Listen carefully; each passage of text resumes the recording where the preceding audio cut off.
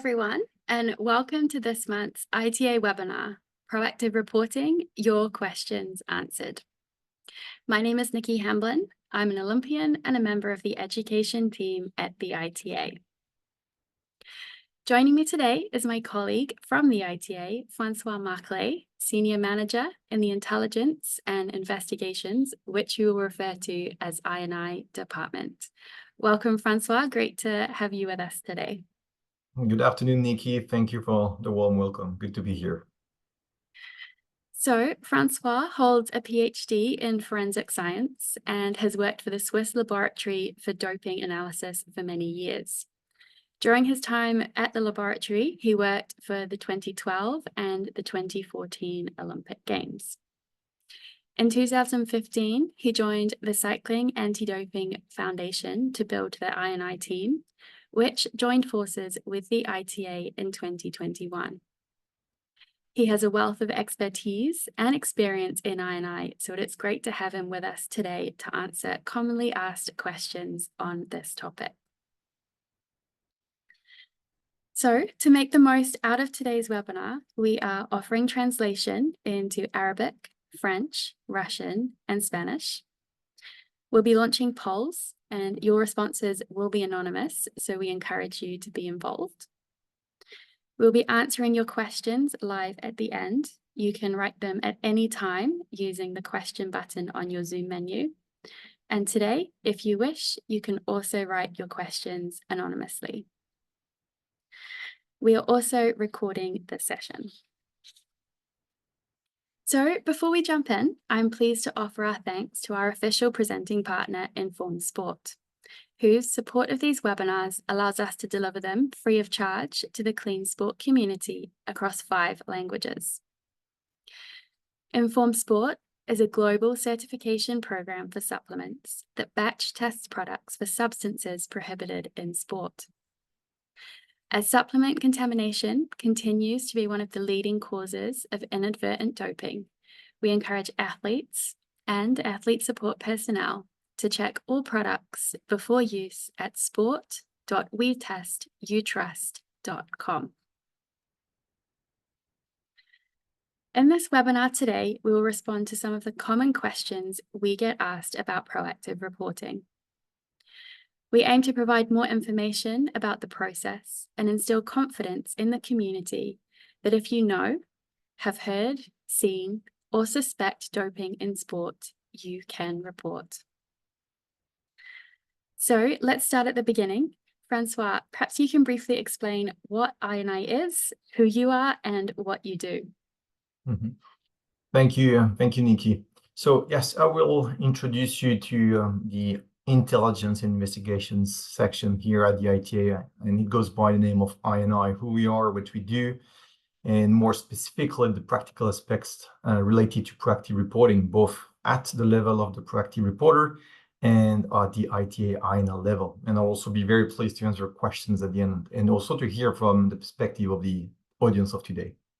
So we are a team of 11 staff from different professional backgrounds, such as law enforcement, intelligence services, forensic science, etc. And we also come from very various cultural backgrounds. And I think altogether, it's offering a very interesting mix. Activities and roles at I&I are split between 3 different yet complementary fields of expertise: intelligence, analysis, and investigations. Practically speaking, you have intelligence officers, and they're in charge of identifying, approaching, and managing proactive confidential human sources. They are also further involved in the substantial assistance exploitation of anti-doping rule violations. Then you have intelligence analysts who collect open source intelligence. They conduct network analysis to draw links between people, events, location, etc., and to identify related patterns, and also help the intelligence officers with identifying potential candidates for a confidential human source approach. Then the investigators, they conduct fact-finding inquiries into all potential or known anti-doping rule violations, and they collect all related evidence. The I&I officers, they are in a hybrid position where their main work is focused on confidential human sources, but they also have investigation capacities. We support the delivery of intelligence-led anti-doping programs in sport on behalf of our partners. And to do so, we collect information or raw data that we process to produce intelligence, and we then deliver that intelligence to internal and external partners. And we run investigations on top of that, of course. Internally, we work hand in hand with the testing, the science and medical, the legal and major events departments in making available to them intelligence about suspicious athletes, athlete support persons or locations, but also about known or suspected doping trends and so forth that can inform their decision-making processes, which could be such as targeted doping controls, to name just one. We also exchange intelligence and work with external partners, such as international federations, the World Anti-Doping Agency, national anti-doping organizations, law enforcement authorities, customs, and other public authorities. And these partnerships are incredibly important, particularly considering the global nature of sport. Thank you, Francois, for the introduction. So perhaps now you've explained who you are and what you do, perhaps you could talk about the role of reporting and people who actually report, as they are vital in enabling anti-doping organizations like the ITA and some of the other partners that you mentioned to uncover doping. So perhaps you can talk more to this. Of course. So as mentioned before, we feed off information and intelligence to conduct intelligence-led testing to support results management, etc. And a large part of that comes from proactive reporters. And actually, to date, most examples of systematic doping programs that were discovered have come through proactive reporting in one form or another. It is therefore crucial for us, ITA and I, to engage with and protect the confidentiality of proactive reporters and to develop and action the information they may hold and share with us. There is a wealth of information held by the athletes, the athlete support persons, and others that we welcome with open arms. We truly believe that proactive reporting is positive and actually can strongly support clean sport. Thank you. So now we're going to launch our first poll of today's session, and we're going to ask you, our audience, if you had some information to report, what would prevent you from doing so? And in this poll, I know it's a big one, so we're going to give you plenty of time to answer it. You can select more than one response. And as a reminder, your responses are completely anonymous. So the options that we have to choose from are fear of retaliation, worried about confidentiality, not knowing where to report, any potential impacts of reporting on a teammate or a friend, not being 100% sure what you have seen, heard, or suspect is doping, not believing the anti-doping organization would do anything with the information. We've put the option other in. You can tell us in the chat if you want to expand on that, but just a reminder that if you use the chat, it would not be anonymous. And the final option is nothing. Nothing would prevent you from reporting if you had any information about doping in sport. So as I mentioned, it's quite a big poll question. There's a lot of answers to choose from. So we're going to pause to give everyone the opportunity to put some votes in.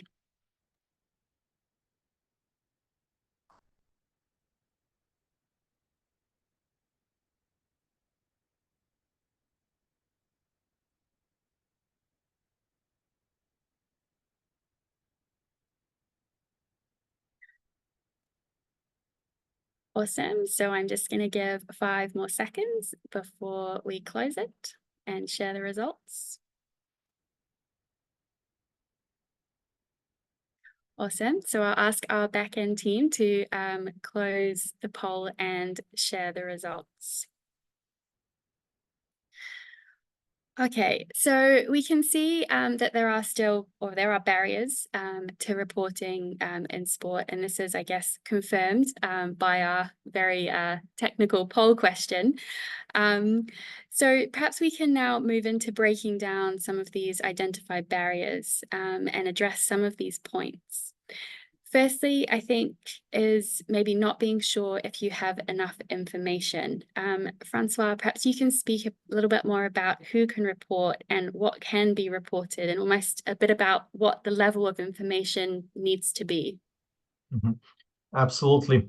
So to start with, you live in your sport every day, and therefore you have the inside knowledge, the best understanding of your sport, your teammates, your competitors, and what should be considered unusual or abnormal behaviors or performances. So you know the environment better than anyone else, us anti-doping bodies included. And therefore we encourage anyone, including athletes, coaches, medical personnel, and other athlete support persons, parents, entourage, sports officials, spectators, etc., to proactively report their concerns. Any information related to doping in the past or present, and any future intentions can be reported. Not only the obvious things of concern, such as direct observation or discussion of confirmed doping, should be reported, but also all information, big or small. What you may consider small, such as an unusual performance or suspicious behavior, may be the piece that brings a larger puzzle together or starts an investigation on the right path. So said information may be about anyone involved in sports, including athletes, coaches, medical personnel, and other athlete support persons and sports officials. So essentially, anyone within the sport community can report anything, and it doesn't have to be a big piece of information. The small pieces of information are sometimes just as important in terms of, I guess, understanding or being able to address doping in sport. Okay, so we're going to go straight into another poll question. Before we go and address maybe another barrier. So our second poll question of today is, have you heard of reveal? And the possible responses are yes, no, or I'm not sure.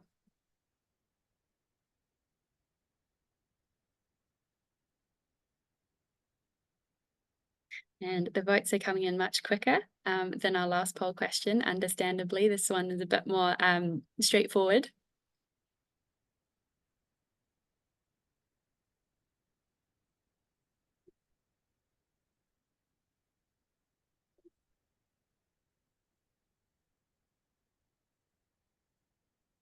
And we have some people in the chat telling us that yes, they have heard of reveal.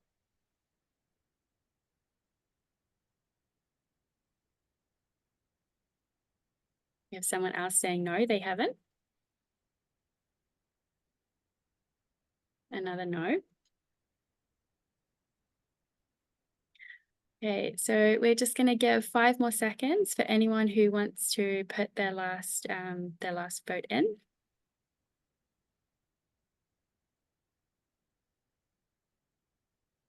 Okay, so we will close the poll, please, and share the results. So for those who aren't sure or don't know what reveal is, François, I'm going to come over to you to explain what it is. And I hope at the same time, by explaining what reveal is, this will address any concerns about someone who has something to report, having concerns about their identity being kept confidential. Yes, of course, Nikki. So you can report through 3 direct ways, all of which fall under the ITA's reveal platforms. And this includes via an online web form submitted on a secure platform, an anonymous WhatsApp messaging, or anonymous email. And the links to the various methods of reporting are actually displayed on this slide. So you can take a picture, follow the link, make good use of it. The proactive reporting platforms that we have in place are secure, and your personal details and the information you share are considered confidential. You can communicate via a secure mailbox, an anonymous email, or anonymous WhatsApp message. And whether you choose to provide us identifying and or contact details or remain fully anonymous, further engaging in two-way communication is essential. It allows us to best capture and understand your concerns. And considering this with other information we hold enables us to best action the intelligence. And importantly, we can receive reports and communicate in any language. Thank you. And just a reminder for our audience that you will get the slides after the session direct to your email address. So this slide, of course, will be included, which will give you all the contact information that you need. So we are going to speak a little bit more in depth about what happens when a reporter uses Reveal. But before we do have another poll question. They're coming, quite a few of them coming today. This one is a slightly different format that we haven't used before, where we are going to ask you to rank the options. So once we launch the poll, you choose your preferred option as number 1 and your least preferred option as number 5. What we would like to know is if you did have something to report, which format would you be most comfortable using? And the options are through a secure mailbox. The second option is an anonymous email. The third option is an anonymous WhatsApp. The fourth option is speaking to someone. And the fourth option is other. Again, you're very welcome to tell us in the chat if you're comfortable as to how you would like to report.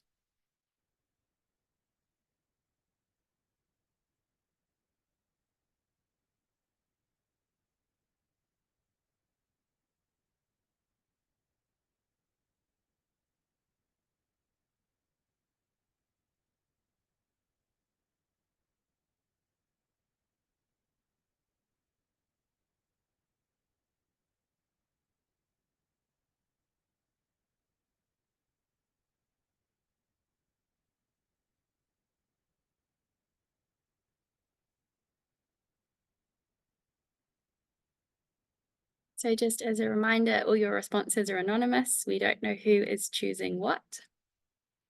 And we've asked you to rank them from 1 to 5, 1 being would be your most preferred option if you did have any information about doping in sport to report.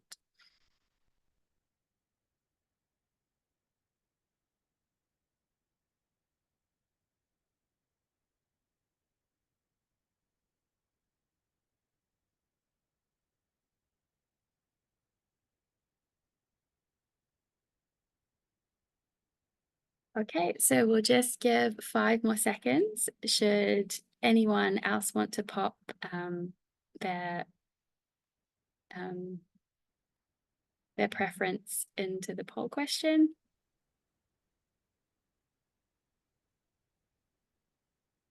Okay, and we will close the poll and share the results. So it looks like we are quite evenly split amongst different options. About the same would prefer a secure mailbox and anonymous email. Others would prefer anonymous WhatsApp, which is about equal to people who would prefer to speak to someone as their first preference. So thank you all for contributing to this poll question. And now I'm going to hand it back over to you, François, to give more information on the Reveal platform and how it actually works. Thank you, Nikki. It's very fitting that the top result is the web-based reporting platform. So let's dive in. So to access the web-based platform, you will need to go on reveal.sport. And I will give you actually a demo of how the system works for a proactive reporter after this slide. You would have to know that the intelligence staff behind Reveal altogether, they're all highly trained and extensively experienced in managing confidential information and working with proactive reporters. So you can trust that the person you engage with not only has your best interest at heart, but also the skills and experience to act accordingly. Any report submitted via the system is only accessible to and exclusively handled by the staff, and they process said report with the highest level of integrity and rigor. At the very heart of the ITA's intelligence and investigations work is the integrity of those courageous enough to proactively report to help protect clean sport. And we have several safeguards in place to protect the identity of proactive reporters. On the platform, you will find confidential source and data privacy policies as well, and they lay out these concepts and other important information. And interestingly, proactive reporters, they can report in any language. And to date, the platform is available in English, in French, in Mandarin, in Spanish, in Russian, and in Arabic. So now I will give you a practical walkthrough of the platform. This is a recording of my screen the other day. So this is how the system looks like. You got, this is the landing page. At the top, you can see that you have different options. It starts with the language. You can input where you're based. In my case, I selected Switzerland, which is where I live, of course. And then the language, I selected English. It's pre-selected, as you can see, but I did select English for the purpose of the demo. Once that's done, it's saving, obviously, and then you can scroll down a little bit and see that there is information about what's the purpose of the platform and how that works. These are the options. Reporting is the number one thing of interest on that page, then the access to the secure mailbox if you decide to open one. What can be reported, short reminder about the mailbox, how the system works, and then you have also the policies that I just referred to in relation to proactive reporting and data privacy. So we will have a look at the reporting webpage. So once you click on there, you have to select what type of anti-doping rule violation or issue together that you're referring to. Possession of a product, the use of a product, suspicious performances, etc., etc. So you select one, or you can also select other. Here I started with the use of a prohibited substance. Then you're required to select a sport. So as you can see, we've got them all. You can find them in there. Scroll up and down and you will find the one you're looking for.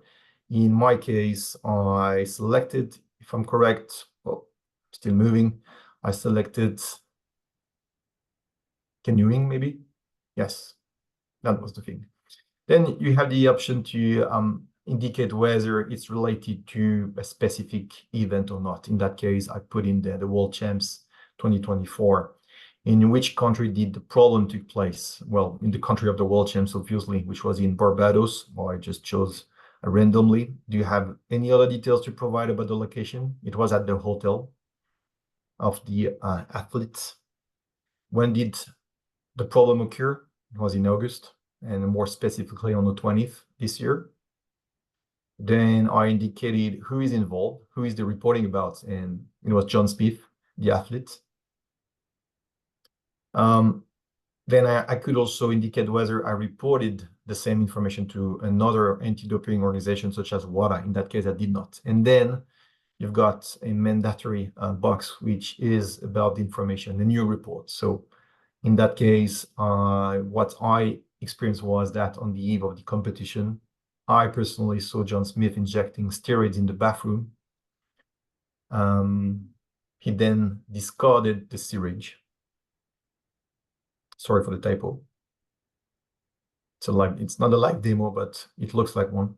So he discarded the syringe afterwards.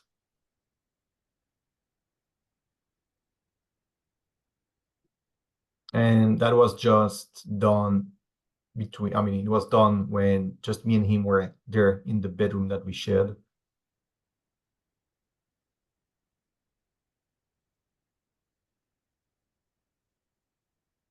And it's actually something that I had never experienced before. It was my first time experiencing this.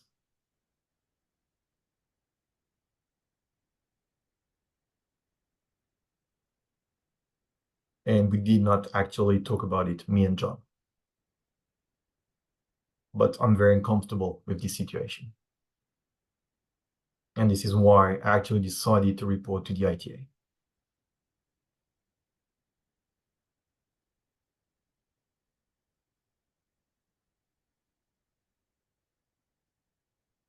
Importantly, I took a photo on that day, and which will be attached to the report.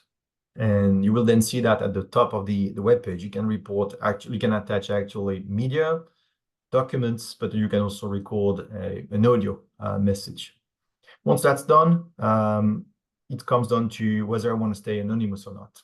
I can stay anonymous. I can provide details, some of it, all of it. It's my decision. In that case, I decided to stay anonymous.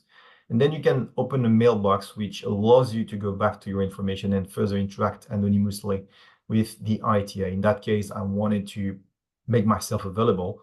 So I created a password, and that then allowed me to be issued with a case number. And with the case number and the password, I can go back to the mailbox anytime, and I can further interact with the ITA.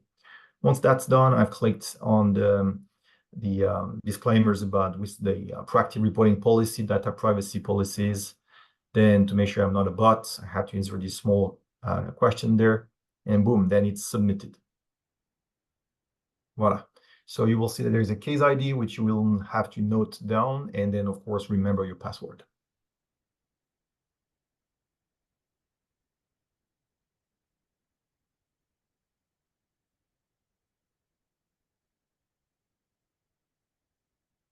And voila. Once you go back on the home page, you can access your report through the secure mailbox. You type in your case ID, your password, and then you can log in. It's simple like that.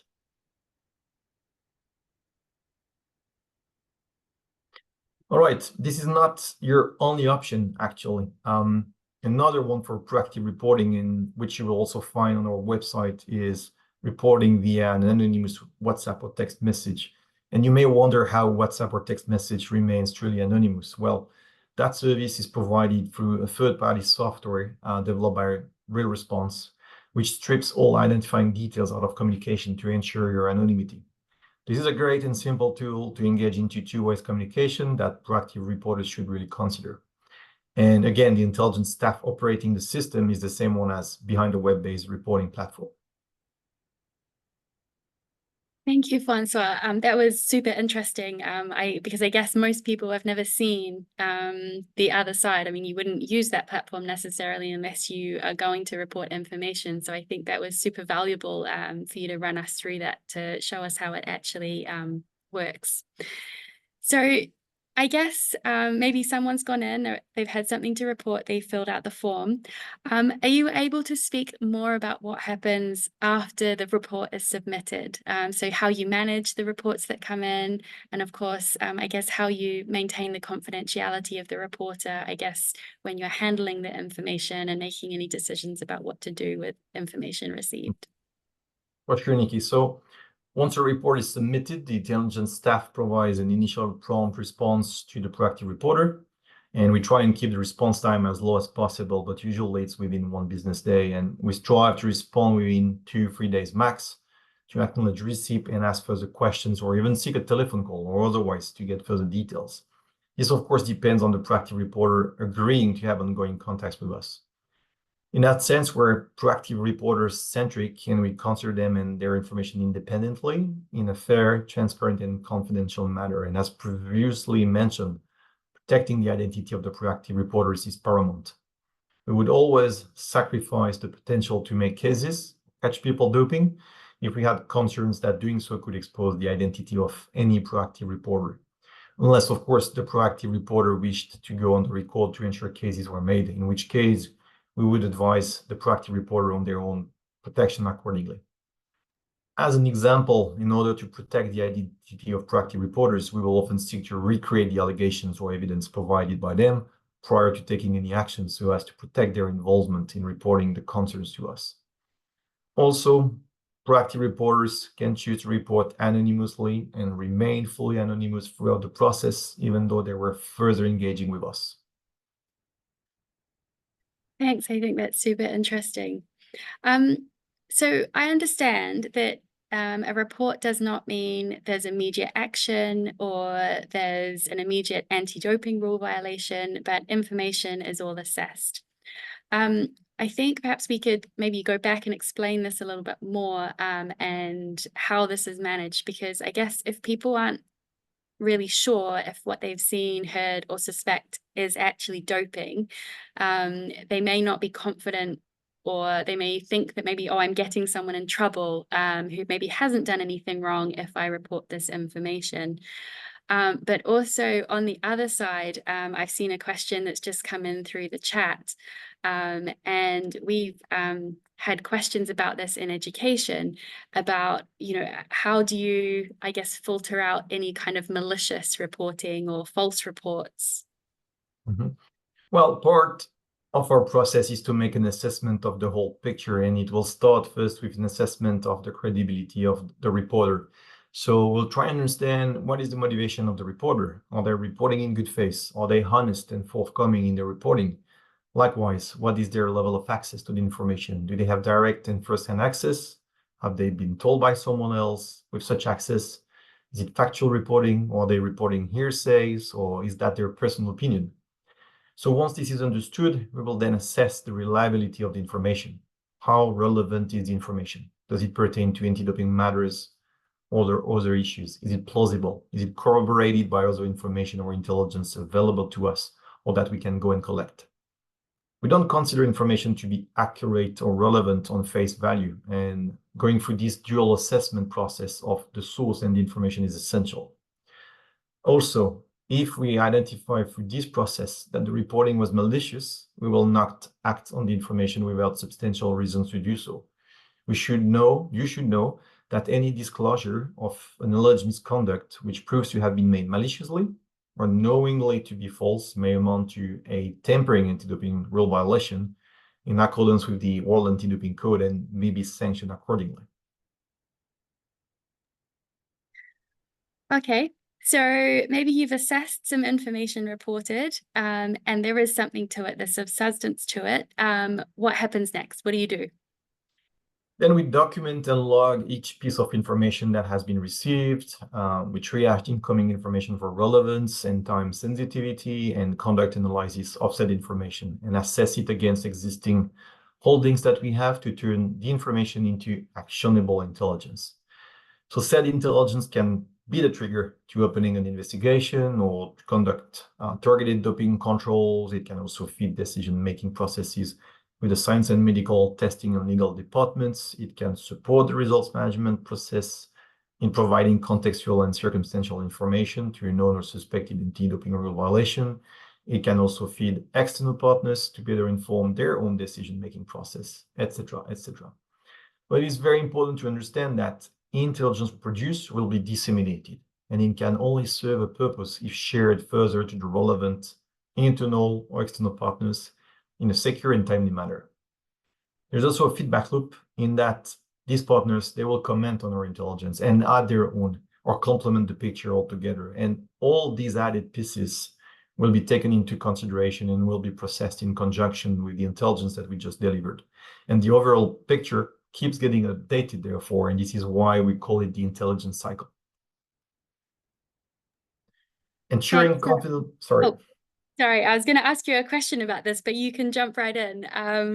I guess, yeah, ensuring the confidentiality is vital in terms of, the fear of any retaliation. So I'll let you go, Francois, and talk to this slide.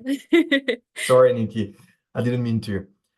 So as you will note from the article 2.11 of the WADA Code 2021, as it reads, any act which threatens or seeks to intimidate another person with the intent of discouraging the person from the good faith reporting of information that relates to an alleged anti-doping rule violation or alleged non-compliance with the code to the World Anti-Doping Agency, anti-doping organizations, law enforcement, regulatory bodies, or persons conducting an investigation for WADA or an anti-doping organization, but also retaliation against a reporter. They're all constitutive of an anti-doping rule violation. Awesome. Thank you for explaining that, I guess, the legal framework around it as well. So now perhaps we can jump back into one of the barriers that kind of we're aware of, that was identified through our poll. Maybe that any concern that an anti-doping organization might not do anything with information reported. So perhaps you can share some of the statistics around the work done by the ITA I&I department around this. Mm-hmm. Yeah, sure. So we launched Reveal, the web-based platform, in 2021, and between the launch and today, the numbers have been growing exponentially, and you can see that on the figure here. And since day one, we have experienced a 400% increase in reporting, and that continues to grow and grow in the right direction. And so noteworthy, it's not only the quantity of reporting that's increasing, but I think also the quality is also improving. Great. So I think something that I feel like is coming through is that trust is really key to your work. The sport community, so athletes, coaches, and others need to trust you and the platform with the information they have. And also trust that if you get information about doping, you'll take action in the interest of clean sport, while balancing that with protecting them. So can you explain the efforts you make to build the trust? And perhaps if anyone listening today has any doubts or is not maybe convinced, perhaps you can tell them, why they should trust you and why they should trust us at the ITA. Thank you, Nikki. I think it starts also with providing those webinars and showing our face, and that we're professionals in this space. So that aside, Reveal is reactive. It's a reactive confidential information collection capability. We wait for people to come to us, and we make ourselves and tools available to them to do so. Then you have the outreach program, which is managed by the intelligence staff here at the ITA, and it's proactive in its identification, approach, and management of potential confidential reporters.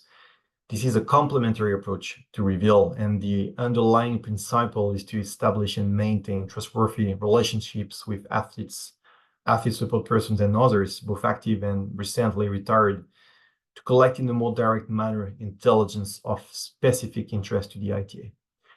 Our interests are actually wide-ranging, with athletes, teams, sports, disciplines, locations, etc. And this approach brings a wealth of knowledge, and it ensures that whenever we have a question, we know who to reach out to. And also, one good experience with a confidential reporter can lead to being referred to another potential one. And there is a lot of value in building bridges with the sport community, and it allows us to capture information that's not available anywhere else, and to the sport community to actually actively contribute to clean sports. It is important to understand that proactive approaches, such as through our outreach program, they're conducted by our intelligence staff, and they're confidential with them. They're not going out and say, I've been trying to talk to that person, I've been engaging with that one. They don't do this. It stays confidential with them. They're also done with respect to the legal framework. They're also proportionate to the needs. You don't just go out and try and engage with absolutely everyone. It's based on the needs and also the access that the person may have to the information you're looking for. This is all done ethically, in that we're not forcing anyone to talk to us, actually. Everybody's free not to answer. It does not make a difference in the way we see you. And there's no such obligation as to answer positively and discuss with us doping matters. Thank you, Francois. Just a reminder that our question and answer box is open. I see some questions have come in already, but if you do have any questions for Francois, you can pop them in there.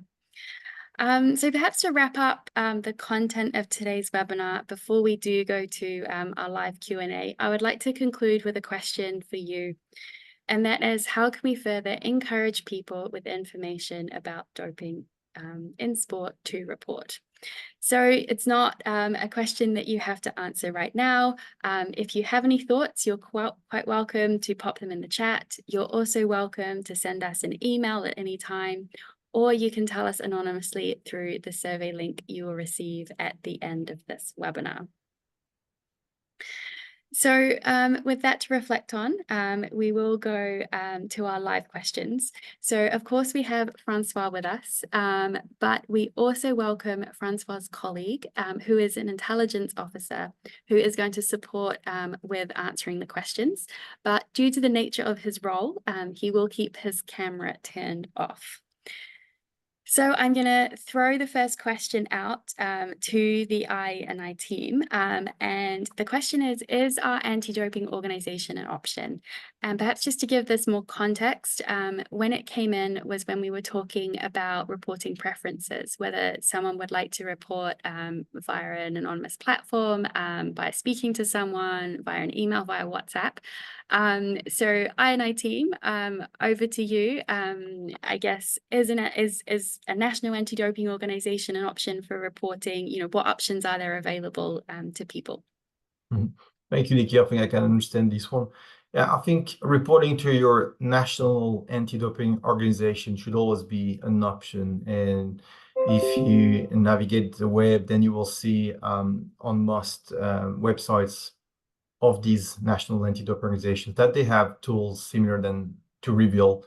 They have their own reporting platforms. And if they don't, we can always actually report on the reporting platform of the World Anti-Doping Agency or the International Federation or the ITA. So I think the options for you to report are there really, and it's not just one, it's quite a few. So never hesitate to use Reveal. But then, of course, if you think it's preferable for you to go for your national anti-doping organization or WADA or else, you're free to do so. Thank you. Our next question from Oliver. What are the consequences for an athlete that files evidently false reports or does so, for example, publicly on social media? Yes, Oliver. So I think I already answered half of that question in that there is an article in the World Anti-Doping Code that says that if you're maliciously reporting, etc., it can be constitutive of an anti-doping rule violation. So there is your answer. Then if people are commenting online and saying all the wrong stuff for the wrong reasons, it's not reporting to us as an anti-doping organization. So it does not fall under I would say our remits. So that's a different situation.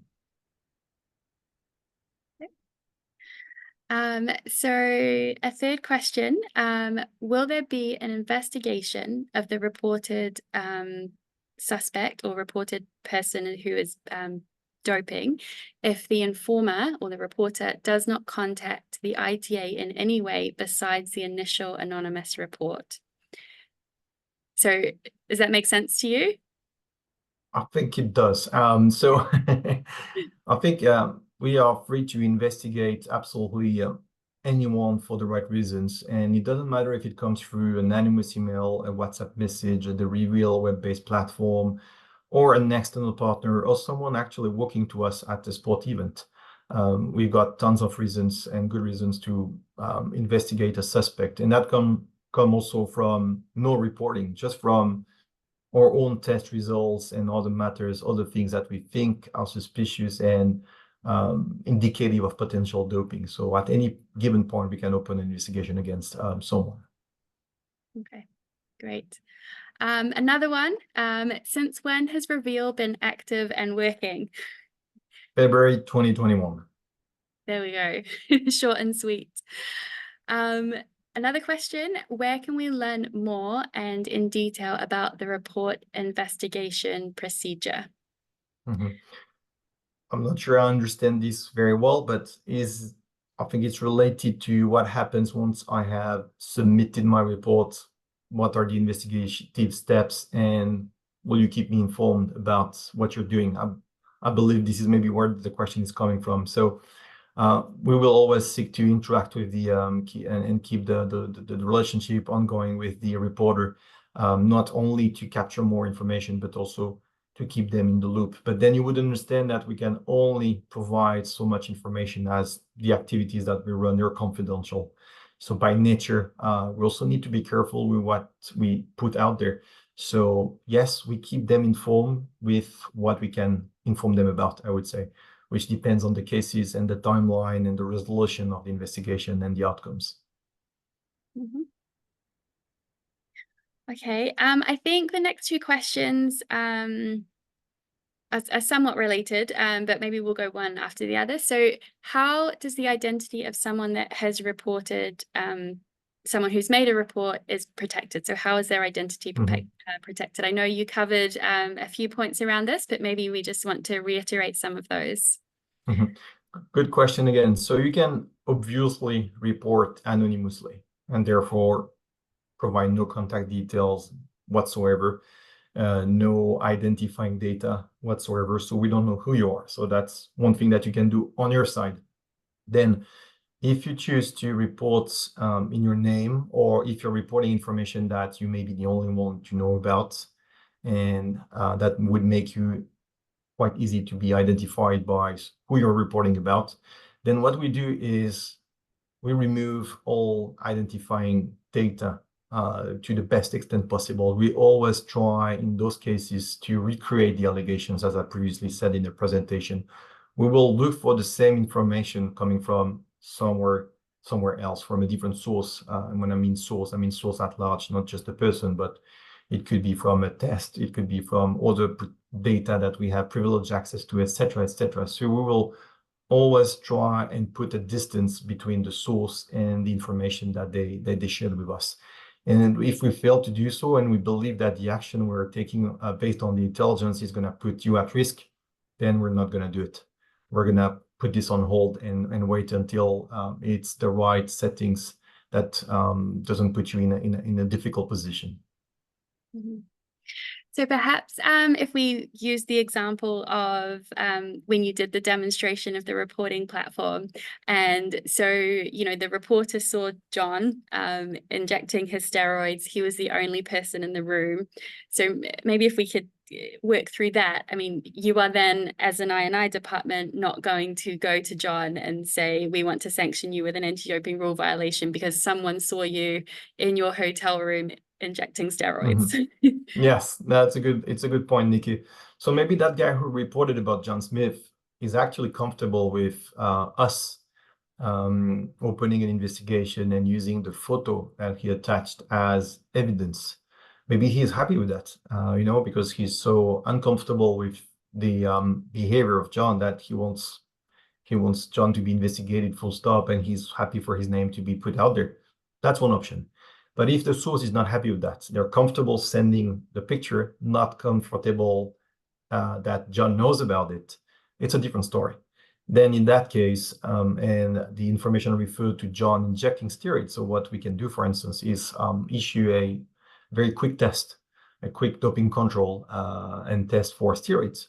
And therefore, it may be that the athlete tests positive for that, or that the suspicions are confirmed by the test results, and then we carry on with more tests, etc., etc. So, you know, we've got options. That's not the only option. And then we can do multiple things at investigation level to understand, you know, John's movements and who he's hanging out with and what he's doing and who else may be supplying him with products, etc., etc. So we have different ways, and sometimes you need to be creative, sometimes you need to be patient, sometimes you need both, actually. But if it exposes the source and the source is not happy with that, then we're not going to do it.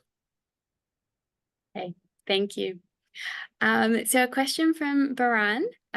Does a reporter get protection against retaliation? Protection we offer actually is the protection of the identity of the reporter, and I believe that's the best protection. You know, it's prevention.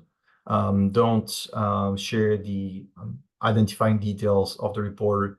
Keep that confidential. Don't share these, etc., etc. And I think that's the protection that can be offered by the ITA. Then, as a reporter, if you are experiencing retaliation, you can also report to law enforcement in your home country. If people are, you know, are doing you harm, physical harm or else, you can always go to the police, actually.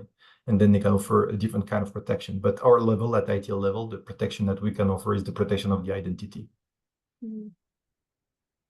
Okay, and so maybe this does relate to the next question, which asks whether WADA or the ITA could help a person in the case of, I think, retaliation occurring if a national anti-doping organization can't help them.